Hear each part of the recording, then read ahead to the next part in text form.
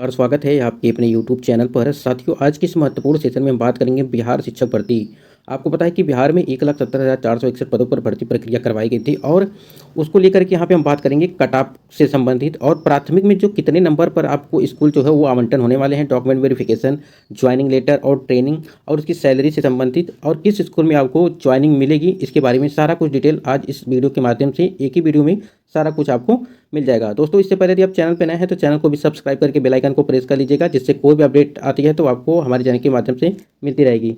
सबसे पहले बात कर लेते हैं कि सबसे पहले आप स्क्रीन पे देख रहे होंगे कि बिहार शिक्षक भर्ती जो करवाई गई थी, आपको बता दें कि 1,70,461 पदों पर भर्ती हुई थी। और यहाँ पे बात करें हम प्राथमिक विद्यालय की, तो प्राथमिक विद्यालय में लगभग 80,000 के आसपास वैकेंसी थी। सबसे ज़्यादा वैकेंसी आपको प्राथमिक में ही देखने को मिले थे, क्योंकि यहाँ पे प्राथमिक के लिए काफ़ी ज़्यादा जनसंख्या में अभ्यर्थी शामिल हुए थे। माध्यमिक की बात करें तो माध्यमिक के लिए 32,916 अभ्यर्थी मतलब की वैकेंसी थी। और वहीं पे बात करें उच्च माध्यमिक विद्यालय में तो 57,602 पदों पर भर्ती करवाई गई थी। अब यहाँ पे प्रश्न पत्र की बात कर लेते हैं। तो प्रश्न पत्र आपका जो है, जो फर्स्ट पेपर था आपका, उसमें क्वालिफाई था, उसमें कोई दिक्कत नहीं था, जो क्वालिफाई हो जाएगा। ये प्रश्न पत्र द्वितीय उसके लिए था, तो 100 नंबर का था, उसमें आपको 30 नंबर लाने थे। उसके बाद यहाँ पे देखिए द्वितीय प्रश्न पत्र में तो 120 नंबर का पेपर था और कम से कम आपको 48 नंबर लाने थे ऐसे में। तो और यहाँ पे 50% जो है अदर स्टेट वाले प्लस बिहार वाले पुरुषों के लिए था और 50% आरक्षण जो महिलाओं की सीट पर था। अब इसके आगे हम बात कर ऐसे में बात करें तो आपकी जो 24, 25, 26 अगस्त को जो परीक्षाएं कराई गई थी, आपकी 3 दिन परीक्षाएं आपकी हुई थी लगातार। उसके बाद से आपका जो है आंसर की आई। आंसर की के बाद आपका जो है यहाँ पे बात करें माध्यमिक और उच्च माध्यमिक के डॉक्यूमेंट वेरिफिकेशन भी के प्रोसेस भी करवाए जा चुके हैं। बचे हैं क्या, सिर्फ प्राथमिक विद्यालय के, यानी कि पीआरटी का जो है अभी डॉक्यूमेंट वेरिफिकेशन नहीं हुआ है और तीनों के रिजल्ट आने अभी बाकी हैं। तो तीनों के रिजल्ट आपके कब आएंगे और आपकी ज्वाइनिंग कैसे होगी, सारा कुछ हम जान लेते हैं इस वीडियो में। तो आपकी ज्वाइनिंग कैसे होगी, तो यहाँ पे देखिए 1,70,000 जो शिक्षकों की जो पोर्टल से होगी पोस्टिंग, तो पोस्टिंग के लिए जो आपको अब ऑनलाइन सारी चीज़ें की जाएंगी। बीपीएससी से इसी माह आएगा जो शिक्षक नियुक्ति परीक्षा का रिजल्ट और नियुक्ति के बाद शिक्षकों के सर्विस बुक भी पोर्टल पर होंगे अपलोड। क्या कुछ इसके बारे में हम एक बार जान लेते हैं यहाँ पे कि जो मेन चीज़ें हैं उसको हम जान लेते हैं। जिला कैडर के इन शिक्षकों का सर्विस बुक सहित सभी प्रकार के शैक्षणिक और प्रशिक्षण जो है संबंधित कागजात पोर्टल पर ही अपलोड रहेगा। इस व्यवस्था से शिक्षकों को स्कूल आवंटन में पारदर्शिता रहेगी और साथ ही उनके सर्विस बुक और सभी कागजात भी सुव्यवस्थित और सुरक्षित रहेंगे। शिक्षा विभाग पोर्टल के माध्यम से स्कूल आवंटन संबंधी तैयारी जो को अंतिम रूप दे रहा है और सॉफ्टवेयर तैयार कराया जा रहा है। माना जा रहा है 15 अक्टूबर तक सॉफ्टवेयर तैयार हो जाएगा। और बिहार लोक सेवा आयोग द्वारा 24 से लेकर के 26 अगस्त तक को जो परीक्षा कराई गई थी और उसके रिजल्ट की बात करें, क्योंकि आंसर की वो जारी कर दी गई है, बात रह गई अब रिजल्ट की। तो रिजल्ट के लिए देखिए यहाँ पे 15 से लेकर 25 अक्टूबर के बीच रिजल्ट जारी हो जाएगा। और कक्षा 9 से 12 तक के शिक्षकों का जो जिला स्तर पर जो काउंसलिंग है के दौरान लिए गए शैक्षणिक और प्रशिक्षण संबंधी कागजात शिक्षा विभाग की ओर को पीपीएससी उपलब्ध करा देगा। और कक्षा 1 से 5 तक के शिक्षकों के कागजात भी आयोग के वेबसाइट पर अपलोड है, यहाँ से कागजात मिल जाएगा। तो डॉक्यूमेंट वेरिफिकेशन यहाँ पे रिजल्ट जो 15 से लेकर के 25 अक्टूबर के बीच आपका, यानी कि अक्टूबर मिड में आपकी जो रिजल्ट आने की पूरी संभावना है, क्योंकि यहाँ पे मेंशन किया गया है कि 15 से 25 अक्टूबर।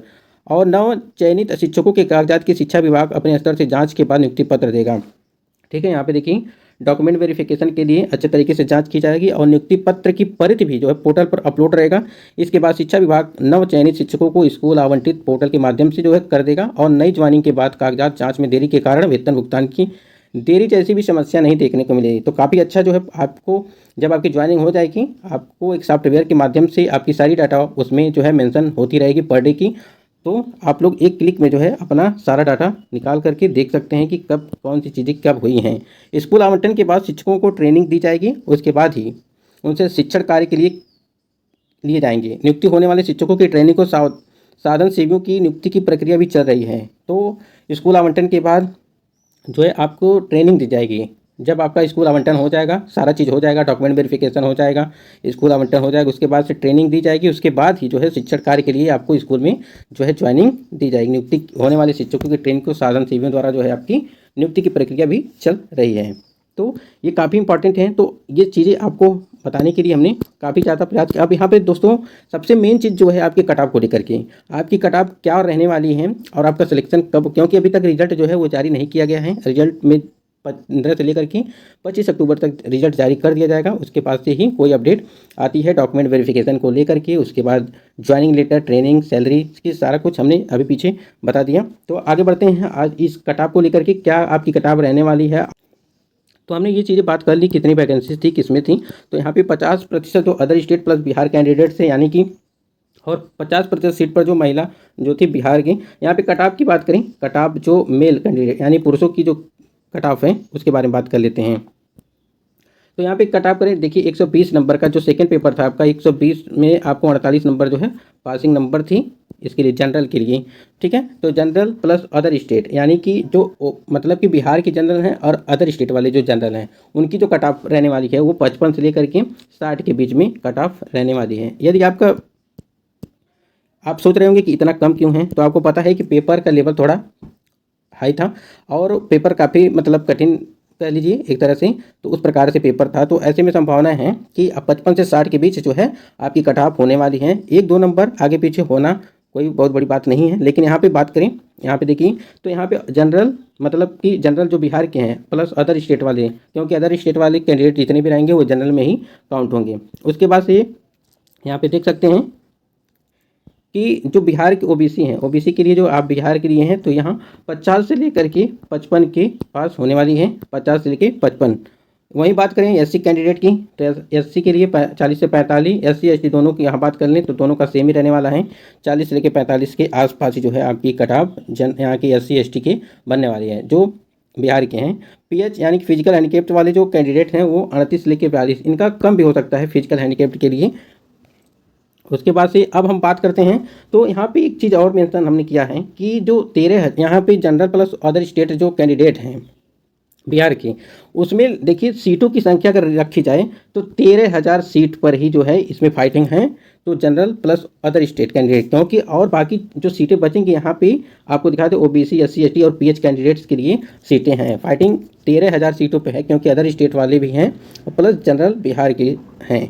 तो ऐसे में देखिए इतना कट ऑफ यदि आपका है तो आप लगभग समझिए सेफ हैं। उसके बाद हम बात करते हैं कि महिलाओं की, हमने पुरुषों की बात कर ली यानी कि मेल कैंडिडेट की बात कर ली। अब यहाँ पे बात करेंगे कट ऑफ जो फीमेल कैंडिडेट हैं। यहाँ पे फीमेल कैंडिडेट के लिए, फीमेल के लिए अदर स्टेट, जनरल और बिहार के जो कैंडिडेट्स हैं 48 से लेकर 55 के आसपास होने वाली है। तो 48 से 55 के आसपास इसलिए होने वाली है क्योंकि यहाँ पे बात करें जो महिलाएं थी, महिलाओं का जो पेपर था वो थोड़ा ईजी था। और यहाँ पे देखिए ओबीसी कैंडिडेट इनका 45 से लेके 50, यानी कि जितने भी मतलब कैंडिडेट्स हैं इसको जो क्राइटेरिया रखा गया था पासिंग मार्क्स यानी कि 48 नंबर जनरल, तो इसके मतलब ऊपर जिनका भी होगा उनका सिलेक्शन पक्का हो जाएगा फीमेल कैंडिडेट में। और ओबीसी के लिए भी जो भी क्राइटेरिया थी उसमें जो भी बताया गया था कि इतना नंबर चाहिए, उसके आसपास अगर उससे उतना भी होगा या उससे 1-2 नंबर अधिक होगा तब भी उनका जो है सिलेक्शन पक्का है। यहीं पे एससी एसटी की बात करें तो मतलब कि 40 प्लस के अगर है तो उनका सिलेक्शन है वो सेफ है। पीएच कैंडिडेट यानी फिजिकल हैंडीकेप्ट के लिए 38 से लेकर 40 के पास होनी चाहिए।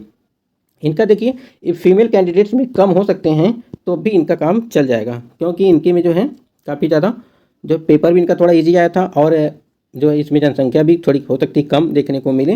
दोस्तों सबसे महत्वपूर्ण है कि सब कुछ होने के बाद अब आपको मन में है कि आपकी जो है सैलरी कितने बनने वाली है, तो सारा सैलरी कब होगी, रिजल्ट के बारे में बात कर लिए 15 से 25 अक्टूबर के आसपास होगी। और ज्वाइनिंग की बात करें तो ज्वाइनिंग भी आपकी जो है ज्वाइनिंग करवाई जाएगी रिजल्ट आने के बाद से, जो है डॉक्यूमेंट वेरिफिकेशन होगा, डॉक्यूमेंट वेरिफिकेशन के पास से आपकी जो है ट्रेनिंग कराई जाएगी, कुछ महीने के लिए ट्रेनिंग कराई जाएगी। उसके बाद से आपको शिक्षण कार्य के लिए जो है आपको स्कूल में जो है दिया जाएगा। हाँ एक चीज़ और इसमें बात करते हैं कि जो भी अभ्यर्थी हैं जिन्होंने मतलब जो आप लोगों ने फॉर्म अप्लाई करते हुए देखा होगा कि जो सेंटर दे रहा था, मतलब कि जॉब सेंटर मान के चलिए 3 जगह दे रहा था, तो आप लोगों ने फिल किया होगा, तो नंबर के हिसाब से जिनका भी जिस प्रकार से होगा उसको आगे पीछे भी किया जा सकता है।